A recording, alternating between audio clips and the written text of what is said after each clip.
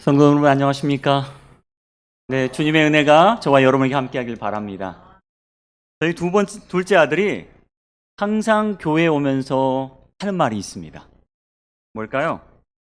아빠, 오늘 교회에 특별한 일이 벌어지지 않을까요? 라는 이야기를 합니다. 저희 둘째 아들은 교회에서 뭔가 특별한 일이 벌어지기를 기대해야 하는 아들입니다. 오늘 아침에도 저한테 그런 말을 했습니다. 아빠, 오늘 뭔가 특별한 일이 벌어지지 않을까요? 제가 그랬어요. 아무 일도 없을 거야. 아무 일도 없을 거야. 아닌 것 같대요. 오늘은 뭔가 있을 것 같아요. 근데 오늘 정말 특별한 일이 벌어졌어요, 여러분. 오늘 새로운 손님이 여러분 오셨죠? 네. 우리 젊은 청년이 왔어요. 굉장히 미녀 청년이 와가지고 뒤에 몸둘 바를 모르고 있습니다. 근데 저희 집사람이 몸둘 바를 몰라 하고 있어요. 왠지 아세요? 피아니스트거든요. 피아니스트 앞에서 피아노를 치려니까 몸둘 바를 몰라서 오늘 내가 꼭 올라가야 돼? 라고 만든 청년입니다. 근데 오늘 저 청년이 저한테 연락을 했어요. 평생이 아니라 제가 대학을 떠나고 지금까지 한 번도 연락을 안 했는데 연락을 한 거예요. 근데 제가 연락을 못 받았어요. 운전을 하느라고. 궁금합니다. 무슨 일일까? 무슨 일일까? 정말 특별한 일이 벌어진 것 같아요. 그래서 제가 연락을 했더니 글쎄 인천에 와 있대요. 인천에. 그래서 목사님 계시는 교회에 오겠다는 거예요. 그럼 오라 그래야죠, 여러분. 그런데 우리 이 친구가 원래 어디를 가야 되냐면 제천을 가야 돼요. 근데 어떻게 버스를 잘못해서 인천에 왔대요. 여러분 대단히 특별한 일 아닙니까? 굉장히 특별한 일이 벌어졌어요, 여러분. 여러분에게는 아무렇지도 않은 일일지 몰라도 우리 저 청년에게는 정말 오늘 특별한 일이 벌어졌습니다. 어쩌게 안식일 날 바쁘게 제천 가서 집에 가서 예배를 드려야 되는데 바쁜 상황에서 깜빡한 게 제천 가는 버스가 아니라 인천 오는 버스를 탔. 사람 인생 살다면서 이렇게 특별한 일도 벌어질 수 있습니다. 오늘 이렇게 특별한 일로 하나님께서 초청하신 우리 남본양 우리 청년을 여러분 진심으로 다시 한번 환영해 주시길 바랍니다.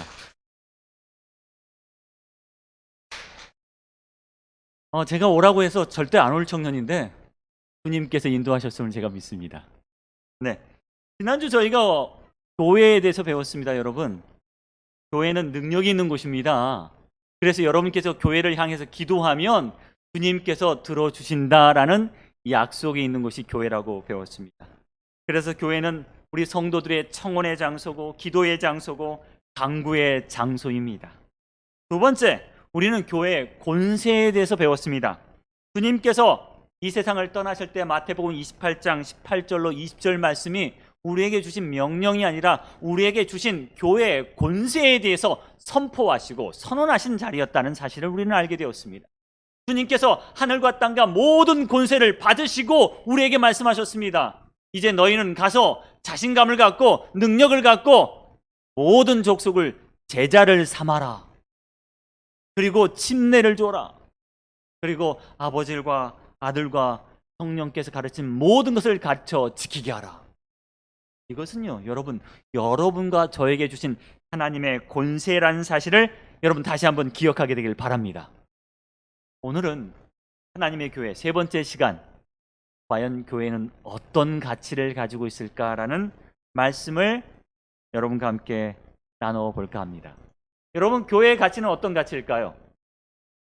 네, 넘겨주십시오.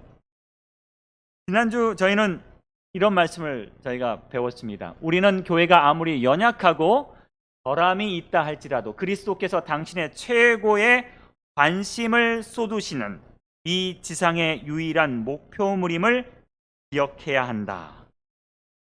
맞아요.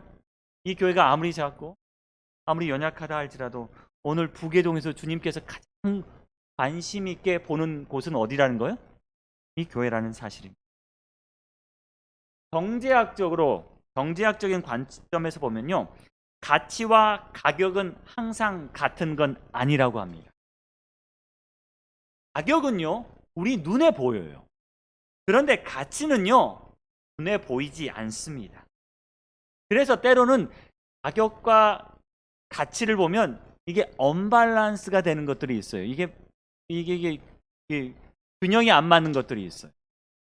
그래서 가격은 너무 높은데 가치는 떨어지는 게 있고, 어떤 것들은 가격은 너무 싼데 실상 가치가 굉장히 높은 게 있다는 사실입니다. 하나는 눈에 보이는 숫자이기 때문에 너무 잘 보여요. 하지만 가치는요, 눈에 보이지 않기 때문에 이게 얼마인지 어떤지 잘 알 수 없을 때가 있습니다. 만약 저와 여러분이 이 가치를 제대로 평가할 수 있으면 여러분과 저는 금방 부자가 될 겁니다. 그렇죠? 가치 낮은 걸 사다가 뭐요? 좀 있으면 이게 어때요? 가치가 높아질 것이기 때문에 그렇습니다. 우리는 가치를 제대로 알아야 제대로 평가할 수 있고 가격을 매길 수 있습니다. 가치를 제대로 모르면 제대로 평가할 수 없어요. 여러분은 가치를 제대로 평가할 수 있습니까? 교회의 가치는 얼마가 될까요? 제가 집사람 따라서 마트에 잘 갑니다, 여러분. 마트. 한고양 아주 큰 마트를 집사람은 좋아해서 이런 큰 마트에 갑니다. 집사람은 장 보는 동안 저는 운전기사이기 때문에 그동안은 쉴 수 있어요. 그래서 마트를 돌아다니면서 어떤 물건이 있나 구경을 하러 다닙니다. 그런데 이 창고형 마트에는요, 물건의 종류는 많지만 한 종류의 물건에 다양한 상품이 있지는 않습니다. 그렇죠, 여러분? 예를 들면 생수를 팔면 이 생수의 종류가 몇 가지예요? 그냥 두 가지, 한두 가지밖에 없어요. 참기름 팔면 참기름은 몇 가지 종류, 몇 가지 상품을 팔까요? 참기름도 한 두 가지 정도? 오뚜기 거 하나, 어디 거 하나, 이렇게 한 두 가지 정도밖에 안 팔아요. 그런데 제가 이 마트에 가서 가장 다양한 상품을 파는 제품을 하나 봤어요. 그게 뭘까요? 과자? 옷? 아닙니다. 옷보다 더 많은 것 같아요. 라면? 라면 종류 우리나라 많죠? 그런데 이 라면 종류보다 더 많은 게 하나 있어요. 뭘까요? 우리가 잘 먹는 쌀도 10kg짜리 쌀 해봤자 상표 보면 한 몇 가지 종류밖에 안 되면 한 4가지, 5가지 정도밖에 안 돼요. 근데 이 상표는요, 이 상품은 수십 종의 물건을 팔더라고요. 뭘까요? 뭐냐면 와인이요. 여러분, 와인을 보면요, 이 와인이요, 수십 종이에요, 수십. 제가 보니까 왜 이 마트는 와인에게만 관대하는 걸까? 이 와인만 이렇게 수많은 상품을 진열해 놓은 걸까? 궁금했습니다. 우유도 4-5종류밖에 없는데 와인만 수십 종이에요. 왜 그럴까? 제가 봤더니 제일 싼 건 2병에 10,000원짜리, 4,900원짜리부터 제일 비싼 와인이 얼마짜리냐면 마트에 53만 원짜리가 있더라고요. 여러분, 53만 원짜리 이 와인 누가 마실까요? 부자가 마실까요? 제가 보면서 이거 누가 마실까? 제정신일까? 라는 생각을 좀 했습니다. 그런데 저는 평생 동안 와인을 한 번도 마셔본 적이 없는 사람이라 어떤 와인이 좋은지 알아요, 몰라요?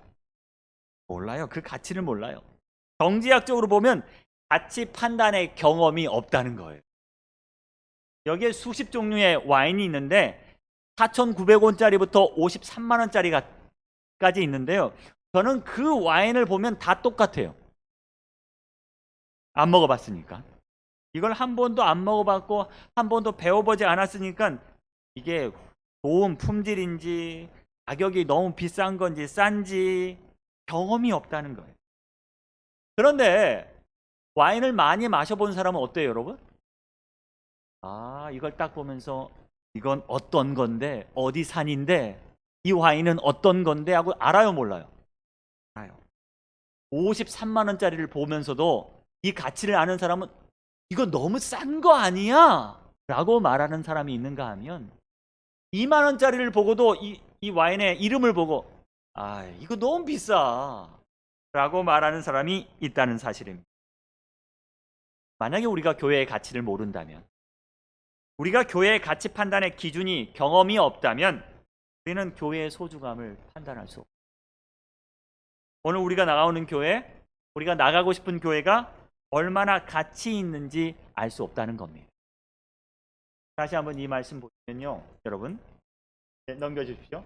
다시 한번 이 말씀 보시면 교회가 아무리 연약하고 결함이 있다 할지라도 그리스도께서 당신의 최고의 관심이 쏟으시는 이 지상의 유일한 목표물임을 기억해야 한다라고 했는데 이 말씀을 제대로 이해할 수 없다는 거예요.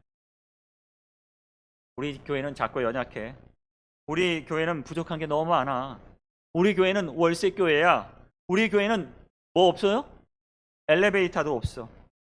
우리 교회는 주차장도 없고 우리 교회는 너무 작은 교회라 할 수 있지만 가치 판단의 기준이 여러분 없다면요, 이 교회가 주님께서 최고의 관심을 쏟고 계시는 이 약속을, 이 능력을, 이 이름을 우리가 잊어버릴 수 있다는 사실입니다.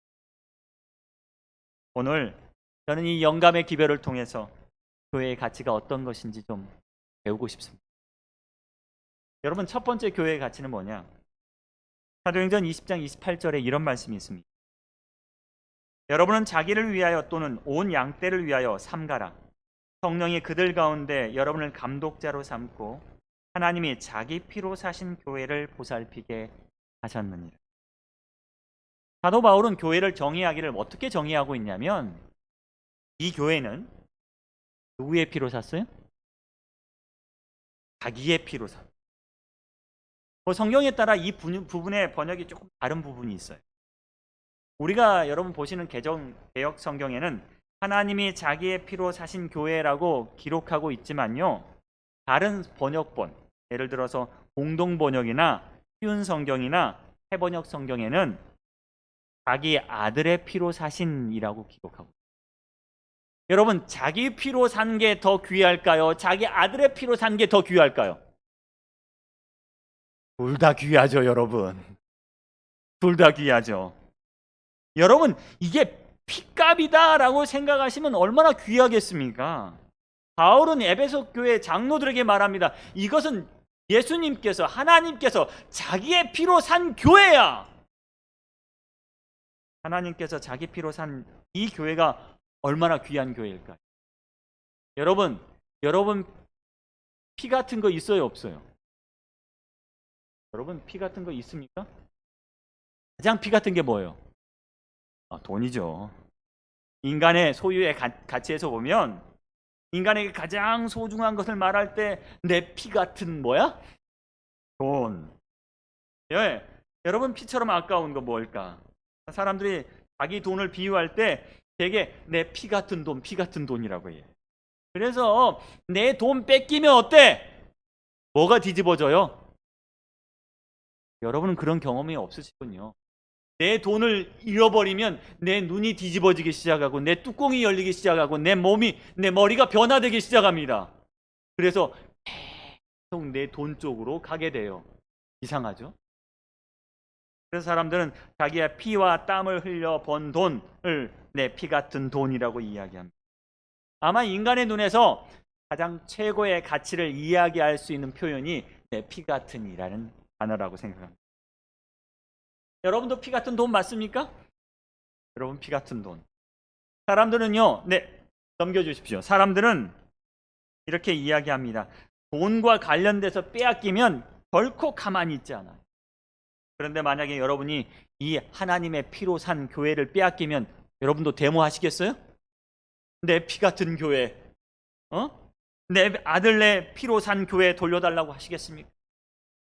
사람들은 자기의 피가 귀한 줄 아는데 만약에 자기의 아들의 피가 희생됐다면 얼마나 귀할까요? 성경에는요, 하나님께서 자기의 소유권에 대해서 강력하게 주장하고 있는 구절들이 참으로 많습니다. 하나님께서도 일종의 시위를 하고 계세요. 내 피 같은 교회, 내 피 같은 교회를 빼앗기는 것, 주님은 결코 가만히 있을 수가 없다는 거예요. 주님은요, 자기의 소유권을 주장하십니다. 어떻게 해요? 여기 말씀에 이렇게 있습니다. 고린도전서 6장 20절 말씀에 값으로 산 것이 되었으니, 내가 돈 주고 치렀어, 이건 내 거야 라고 하나님께서 분명히 소유를 말씀하고 계세요. 베드로후서 2장 1절에 그들이 멸망하게 할 이단을 가만히 끌어들여 자신들을 뭐하신? 사신, 돈 주고 샀어요, 여러분.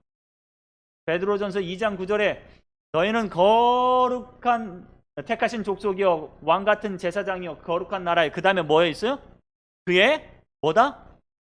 소유다. 하나님께서도요, 자기의 소유에 대해서 대단히 강한 집착을 갖고 계십니다. 그런데 하나님께서 피 같은 내 교회 누가 뺏어가면 어떡할까요? 하나님도 눈이 뒤집어질 수 있어요. 하나님도 뭐가 열릴 수 있어요? 뚜껑이 열릴 수 있어요. 여러분 조심하세요. 인간의 눈으로 하나님께서 그 교회와 백성을 얼마나 사랑하실까라고 이렇게 표현합니다. 하나님의 소유. 하나님께서 사셨다. 교회는 하나님의 소유고 여러분은 바로 하나님의 소유입니다. 성경은요, 또 이렇게 표현합니다. 어떻게 표현하느냐? 질투라고 표현합니다.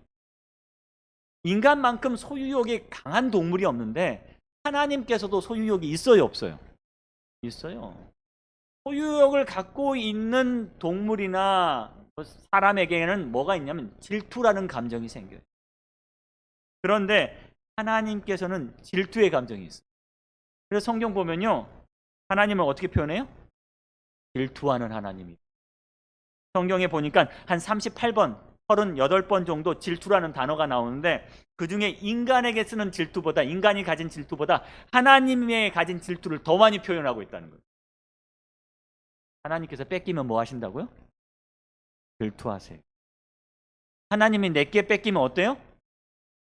화내세요. 하나님이 내 거라고 생각하는 걸 빼앗기면 하나님은 질투하신다라고 성경은 기록하고 있습니다.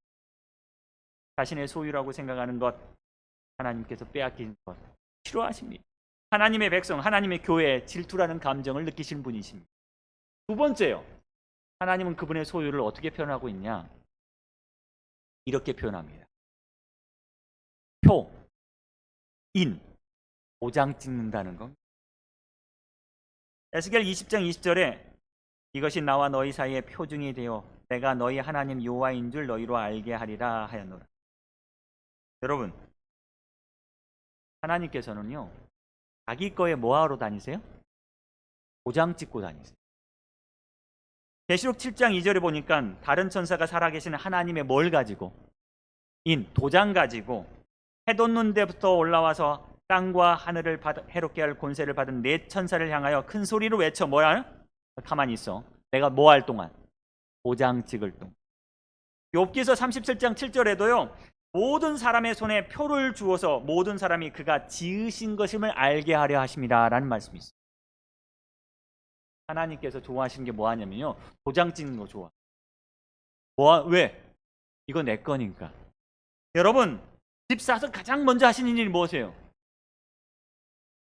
도장을 어떻게 찍어요? 등기 옮기는 걸 제일 먼저 해야 돼요. 에? 맞죠? 그 집 가기 전에 내가 제일 먼저 해야 될 일이 뭐야? 등기를 누구 이름으로? 내 이름으로 딱 옮겨놔야지 뭐가 돼? 내게 되는 거야. 그 집에 여러분 아무리 가서 살아보세요. 등기가 내 이름이 아니면 뭐야? 내 집이 아니야. 오늘 우리 김동률 장로님이 잘 설명하지 않으셨습니까? 여러분 뭐 먼저 해야 돼? 도장 먼저 찍어야 돼. 도장. 그래야 내게 되는 거예요. 근데 주님은 이걸 잘 아십니다. 그래서 뭐 찍으러 다니세요? 도장 찍으러.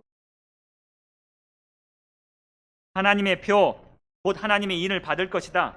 그 표는 그들이 하나님의 특별한 소유물임을 보여주는 것이다. 여러분, 하나님은 도장 찍기 참 좋아하십니다. 그런데 이 교회에 하나님의 도장을 딱 찍혀졌어요. 제7일, 안식일, 예수, 재림교회. 하나님의 도장을 딱 찍혔는데 이 도장이 찍힌 도장인데 이거 누구 거예요?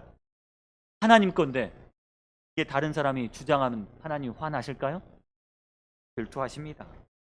하나님께서는 이 교회 앞에 하나님의 교회라는 도장을 찍고, 여러분 두 번째, 이 교회의 가치는 뭘까요?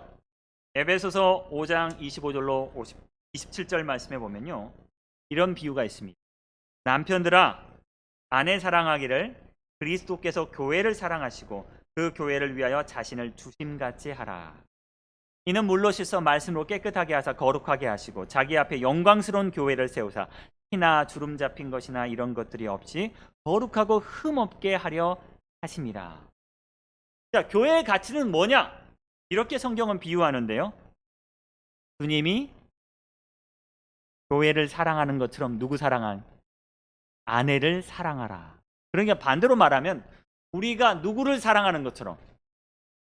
아무도 말씀을 안 하시네. 이거 아니하시는 것 같아요. 누구를 사랑하는 것처럼?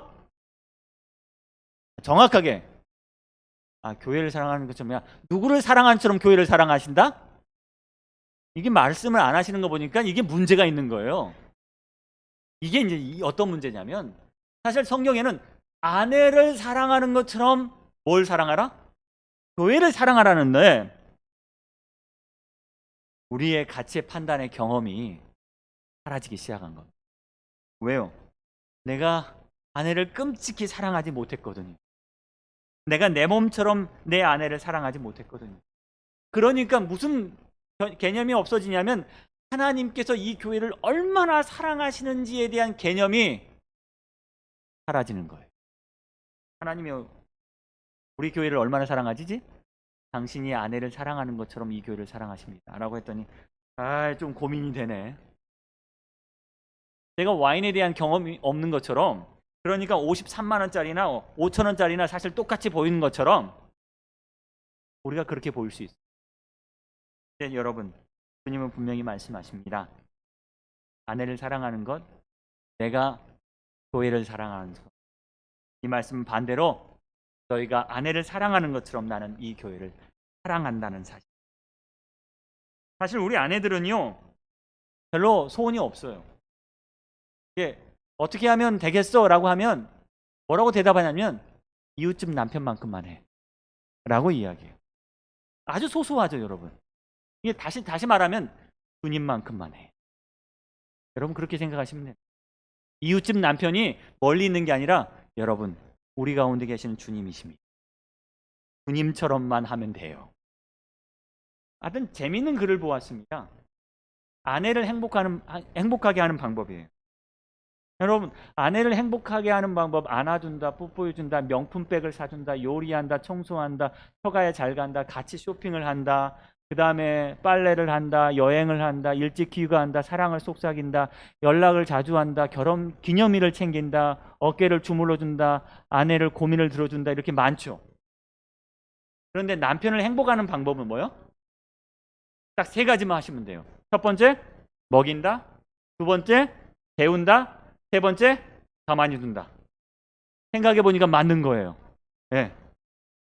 여러분, 주님께서는요, 아내를 사랑하는 것처럼 교회를 사랑하시는 거예요.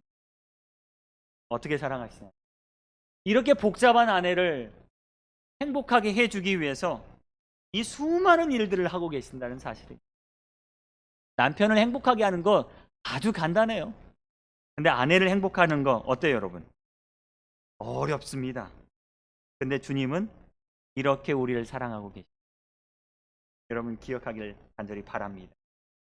여기에 한 남편의 편지가 있어요. 이 남편은 우리나라에서 과거에 별 3개를 달았던 장군님이었어요. 민병돈 장군님입니다. 전에 육사 교장을 하셨던 분입니다. 2019년 4월 13일 날 아내 구문자 씨와 사별을 하게 됩니다. 그전 20년 동안 아내가 중풍에 걸려서 이 아내를 20년 동안 돌봤어요. 그리고 2019년 4월 13일 날 아내가 죽자 이 남편은 4월 14일 날 이런 시를 썼다 그래요.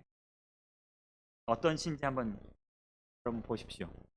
여보, 우리 서로 만나 둥지 틀고 행복했지. 이런 고생 저런 고생 잘도 이겨냈으니 성공한 인생이지. 고마워 당신.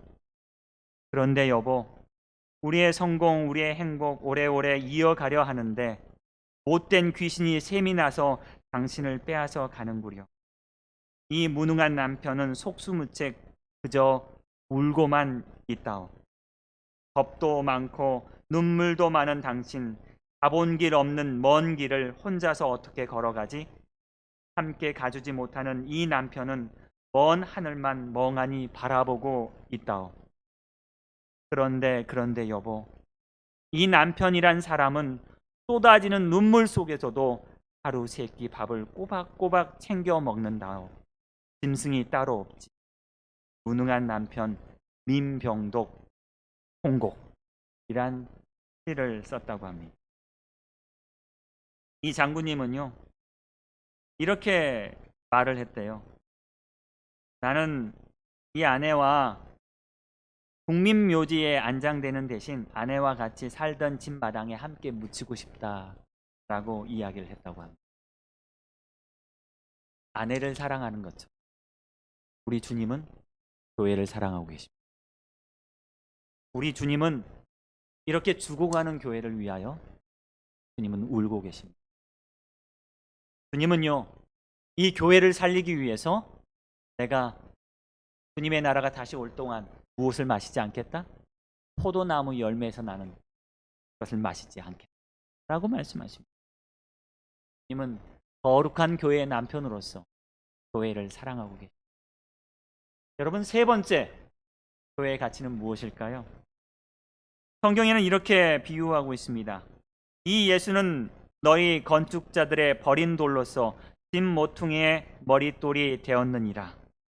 하나님의 아들께서, 우주의 주인께서 사람의 버림을 받으셨음에도 불구하고 교회의 모퉁이 돌이 되시기를 주저하지 않으셨습니다.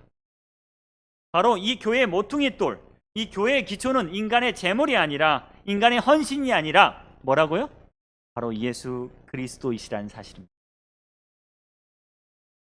성경 마태복음에는요, 내가 이 반석 위에 내 교회를 세운다고 말씀하십니다. 이 반석은 바로 예수 그리스도이십니다. 우리의 주권자께서 이 교회의 기초돌이 되셨습니다.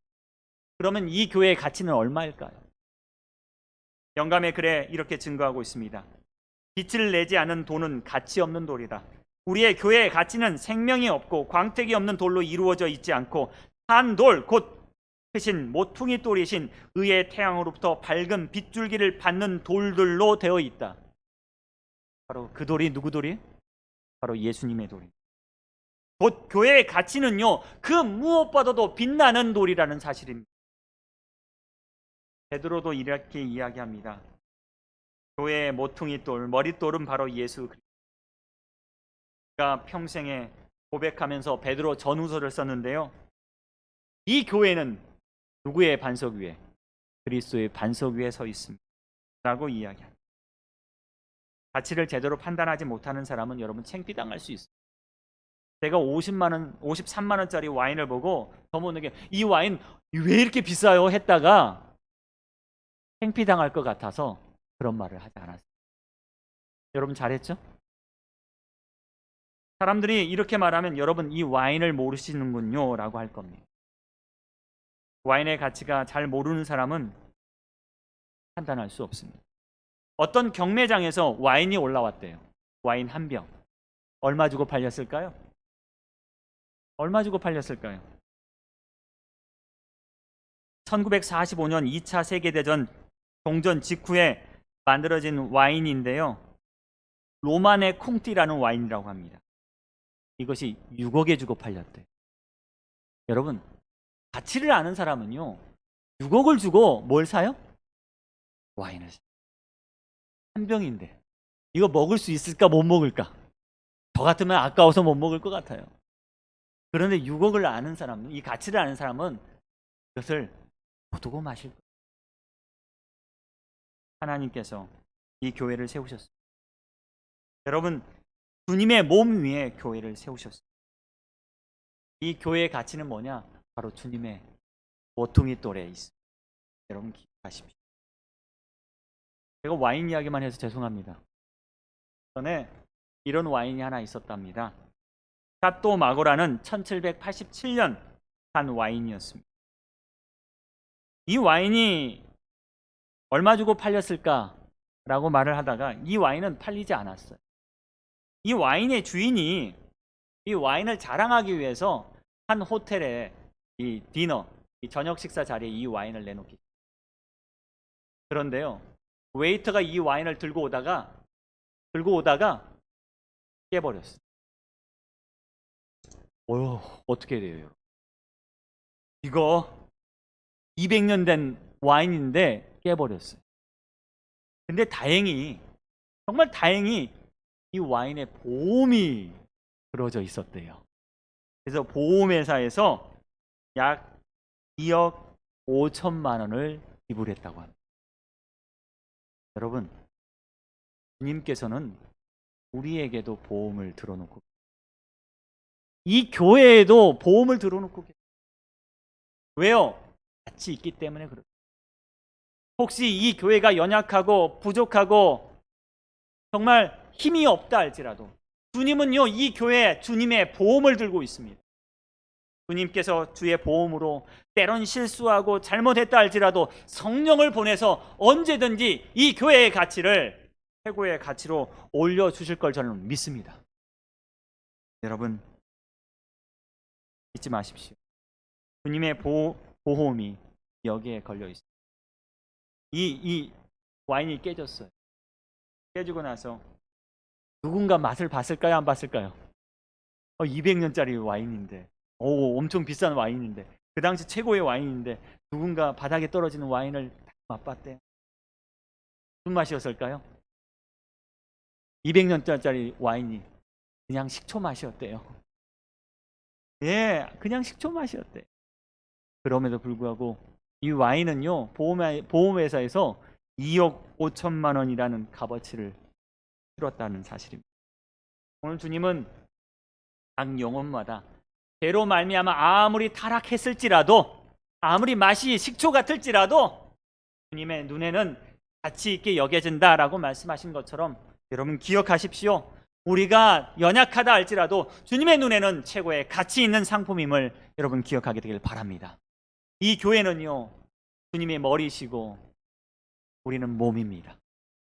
근데요, 몸이 아프면 머리는 무슨 생각만 해요? 몸 생각만 해요. 자기가 안 아파도 몸이 아프니까 뭔 생각해요? 몸 생각해서 돈도 쓰게 되더라고요. 사랑하는 여러분, 주님께서 우리를 이렇게 사랑하심을 기억하기를 간절히 바랍니다. 주님께서 피로 사신 교회, 주님께서 사랑하는 아내처럼 사랑하시는 교회, 그리고 주님께서 정말 이 연약한 교회를 위하여 친히 모퉁이돌, 머릿돌이 되신 이 교회, 여러분 이 교회를 가치를 깨닫게 되기를 간절히 바랍니다. 여러분 기억하십시오. 이 교회에서 온라인 전도회를 합니다. 6월 7일부터 12일까지 여러분 이 전도회 말씀을 통해서 이 교회의 가치가 더 놀라운 가치가 되기를 간절히 바랍니다. 하나님의 가치를 드러내 주시기를 간절히 바라며 오늘 말씀을 줄이겠습니다.